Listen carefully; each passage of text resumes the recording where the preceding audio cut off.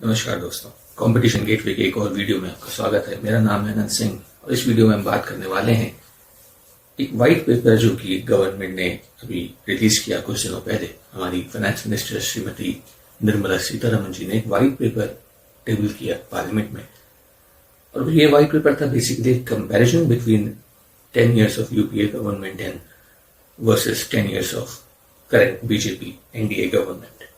White paper actually होता क्या है? वाइट पेपर एक तरह का कंपैरेटिव एनालिसिस होता है, स्टैटिस्टिकल एनालिसिस होता है, जो आपको किसी चीज के बारे में अवेयरनेस फैलाने के लिए गवर्नमेंट यूज करती है, अपने किसी पॉलिसी को एडवर्टाइज कराने के लिए यूज करती है, या कंपेयर करने के लिए यूज करती है कि पहले कैसा था, कैसा है, हमने कितना बेहतर काम किया या हमने क्या चीजें डिफरेंट की। ऑब्वियसली ये अभी इलेक्शंस के ठीक पहले रिलीज किया गया है, तो इसके 2 महीने, एक तो ये पॉलिटिकली मोटिवेटेड है, विच इज फाइन। जो दूसरी इंपॉर्टेंट वजह वो ये है कि इस गवर्नमेंट के पास ऐसी चीजें दिखाने को हैं जो उन्हें लगता है कि उन्होंने बेहतर तरीके से किए हैं as compare to the previous UPA government. तो अगर इन्होंने बेहतर काम किया है तो ठीक है, उसे देखने और दिखाने में कोई प्रॉब्लम नहीं। इलेक्शन के टाइम पे इशू किया है, इलेक्शन आने वाले हैं, तो डेफिनेटली पॉलिटिकल है, लोगों को बताने के लिए कि देखिए हमने कितना अच्छा परफॉर्म किया, तो आप नेक्स्ट टाइम के लिए भी हमें कंसिडर कर सकते हैं। तो ये ठीक है, कोई भी होगा तो वो इलेक्शंस के पहले अपने आप को प्रमोट करेगा, promoting oneself and one's policy is absolutely fine. काम अच्छा किया है तो डेफिनेटली दिखाना चाहिए, और अगर हमें लगता है कि ये जो कह रहे हैं वो सही है तो हमें उसे अप्रिशिएट भी करना चाहिए। तो इस वाइट पेपर में बहुत से डिफरेंट पैरामीटर्स पे कंपेयर किया गया, 10 years of UPA versus 10 years of NDA. मैं उन सारे पैरामीटर्स को उसमें आपको उनकी फिगर्स बताऊंगा, ये इंपॉर्टेंट है, उन फिगर्स को थोड़ा ध्यान में रखिएगा। अक्सर एग्जाम्स वगैरह में ये चीज पूछी जा सकती है, बट ऐसे भी आपको पता होना चाहिए कि इलेक्शंस आ रहे हैं, तो how has the current government performed over the past, इसके बारे में अगर कुछ डेटा आपको मिलता है तो उसकी जानकारी रखना जनरल अवेयरनेस के पर्पज के लिए भी जरूरी है। तो सबसे पहले बात करें इन्फ्लेशन की, तो यूपीए के टाइम पे वो मतलब 2004 से 2014, और दूसरा स्टैट है 2014 से 2023 तक का।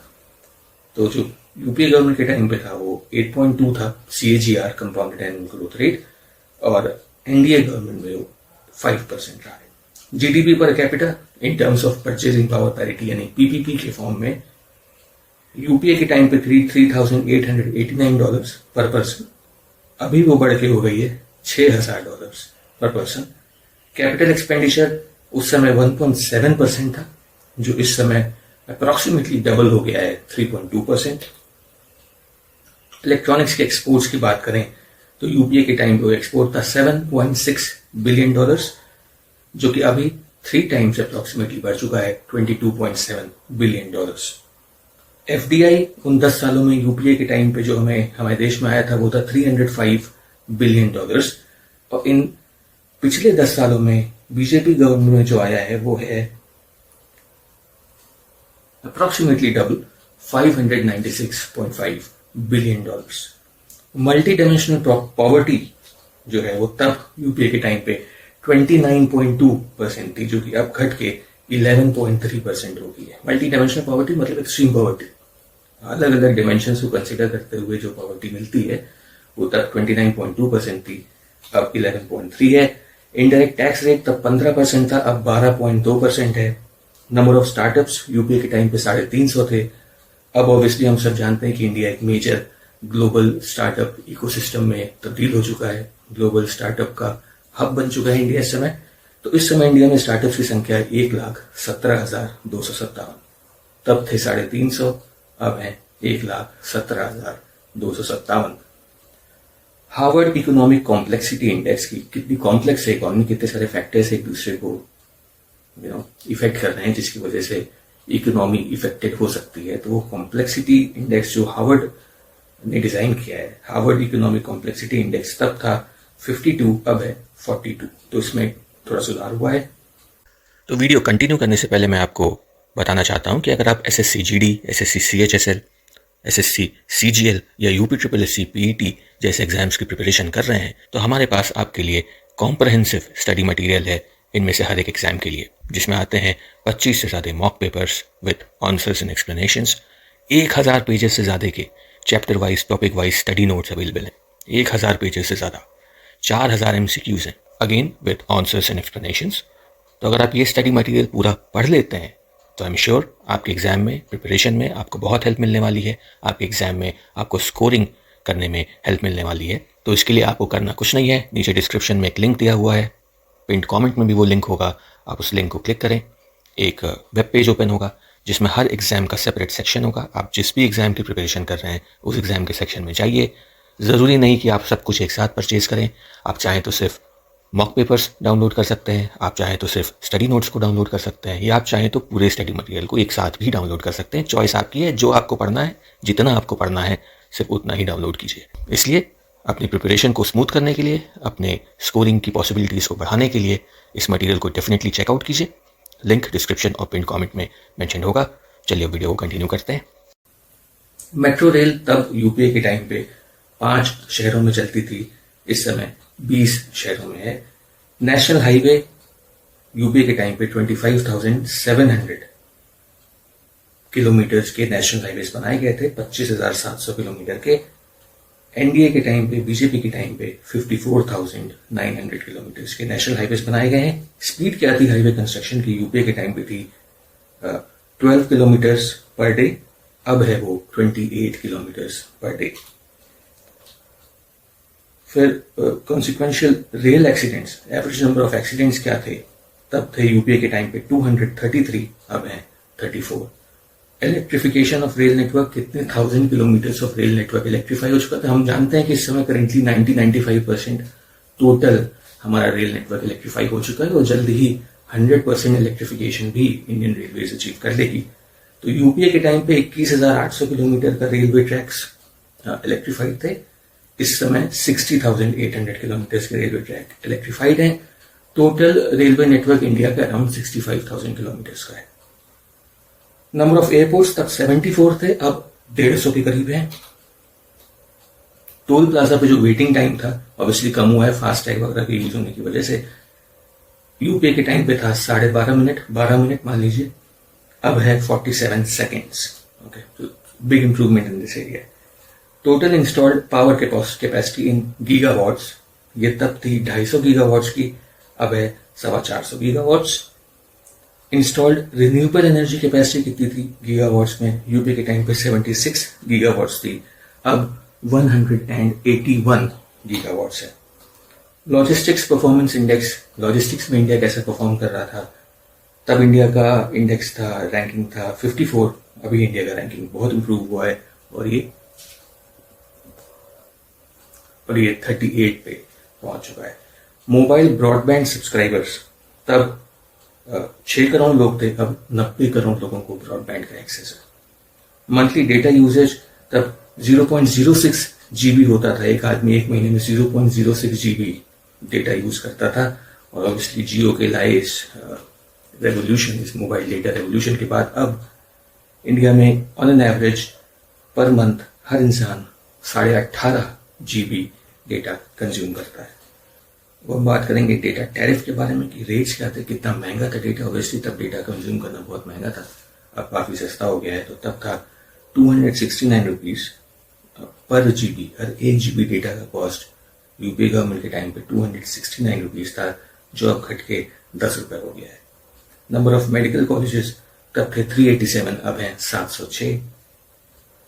सीट्स कितनी थी? ऑब्वियसली डबल हो गई होंगी क्योंकि मेडिकल कॉलेजेस बट डबल हो गए हैं। तो तब 51,348 सीट्स थी, अब 1,08,940 सीट्स हैं। नंबर ऑफ यूनिवर्सिटीज तब 676 थी, अब 1,166 हैं। ग्लोबल इनोवेशन इंडेक्स में इंडिया की रैंकिंग तब 61 थी, अब 40 है। ट्रेडमार्क्स कितने रजिस्टर हुए थे इंडिया में? लैक्स में ये फिगर है। तो तब यूपी गवर्नमेंट के टाइम पे 8.8 लाख ट्रेडमार्क रजिस्टर्ड हुए थे इंडिया में। बीजेपी गवर्नमेंट के टाइम पे ये भी फिगर ऑलमोस्ट डबल हो गया है, 17.9 लाख ट्रेडमार्क्स रजिस्टर्ड हुए हैं।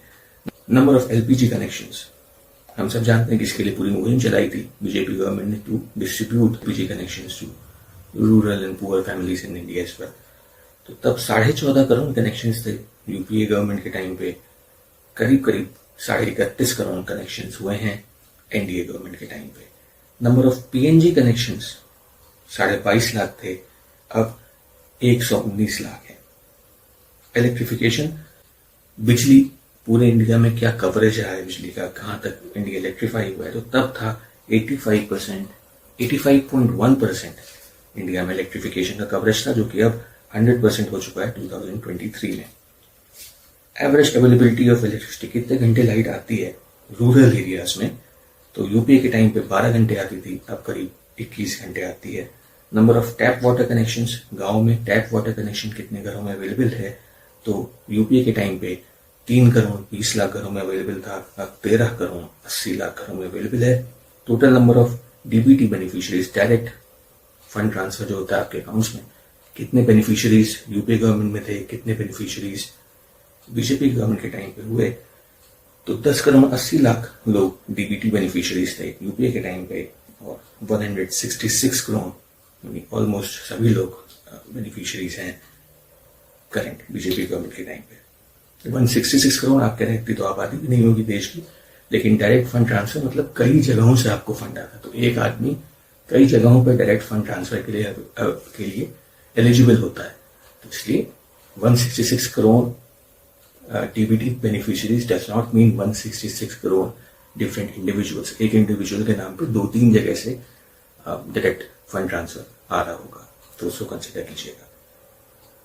फिर अंडर प्रिविलेज हाउस होल्ड्स में अंडर वेरियस स्कीम्स जो फंड्स ट्रांसफर किए जाते हैं, तो तब यूपी के टाइम पे 7,367 करोड़ ट्रांसफर किए जाते थे, जो अब 100 गुना बढ़ के 7,16,396 करोड़ है, massive jump. Waste processing capability क्या थी अर्बन लोकल बॉडीज की, तब 18% थी, अब 70% के ऊपर है। तो ये कुछ पॉइंट्स थे कंपैरिजन के, जो व्हाइट पेपर गवर्नमेंट ने पब्लिश किया है कि किस तरह यूपी गवर्नमेंट में क्या क्या काम हुआ, किस एक्सटेंट पे काम हुआ, कितना पेनिट्रेशन था डिफरेंट सर्विसेज का, स्कीम्स कितने अच्छे से लोगों तक पहुंच रही थी, लोग कितने अच्छे से बैंकिंग सेक्टर से जुड़े थे, या कितने अच्छे से वेलफेयर स्कीम्स और gas connectivity, tap water, electricity connectivity, broadband connectivity, data consumption, ये सब किस लेवल पे था यूपी गवर्नमेंट के टाइम पे, और अब कितना ज्यादा इंप्रूव हो गया, ये दिखाने का प्रयास था गवर्नमेंट का इस व्हाइट पेपर के माध्यम से। इसी के ऑपोजिट ऑपोजिशन ने अपना खुद का एक ब्लैक पेपर इशू किया, जिसमें उन्होंने कुछ ऐसे मुद्दे हाईलाइट किए जिसको लेके गवर्नमेंट ने स्ट्रगल किया, जैसे फार्मर इशू हम देखिए अक्सर बना रहा है, एमएसपी का इशू है, एम्प्लॉयमेंट का इशू है, जॉब जनरेशन, जो गवर्नमेंट जॉब्स वगैरह हैं वो बहुत कम जनरेट हुई हैं, इसको लेके लोगों ने अपनी आवाज उठाई है, ब्लैक पेपर में इसको मेंशन किया गया है। और कुछ और इश्यूज को भी मेंशन किया है, लेकिन वो सुपरफिशियल इश्यूज हैं, जनरेटेड इश्यूज हैं, जिनको मैं यहाँ मेंशन करना अप्रोप्रिएट नहीं समझता। तो ओवरऑल ये था व्हाइट पेपर, इसका एक जिंक्स ये आपको यहाँ पे दिख रहा है, इसमें आप इसको रफली कंपेयर कर सकते हैं किस सेक्टर में क्या इंप्रूवमेंट हुआ।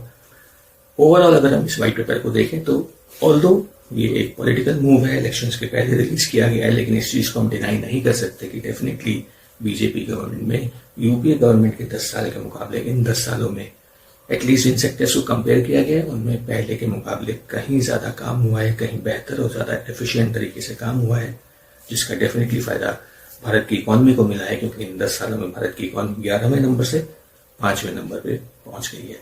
और इन दी एंड भारत की जनता पे ये फर्क नहीं पड़ता कि कौन प्राइम मिनिस्टर बनता है, इंपॉर्टेंट हमारे लिए ये है कि जो भी गवर्नमेंट आए, जो भी प्राइम मिनिस्टर बने, वो देश की प्रायोरिटीज को समझे, देश के इश्यूज को समझे, देश को आगे ले जाना, लोगों की लाइफ को इम्प्रूव करना, ज्यादा इजी बनाना, better medical facilities, better educational facilities, better employment opportunities, आगे बढ़ने के ज्यादा से ज्यादा ऑप्शंस हों, डिफरेंट अपॉर्चुनिटीज अवेलेबल हों, दिक्कतें कम हो, व्यवधान कम हो, लाइसेंसेस की जरूरत ना हो, जितना ज्यादा स्मूथ हो प्रोसेस, जितना ज्यादा कम गवर्नमेंट इंटरफेरेंस हो डिफरेंट चीजों में, ये सब चीजें मायने करती हैं किसी भी देश के लोगों के लिए।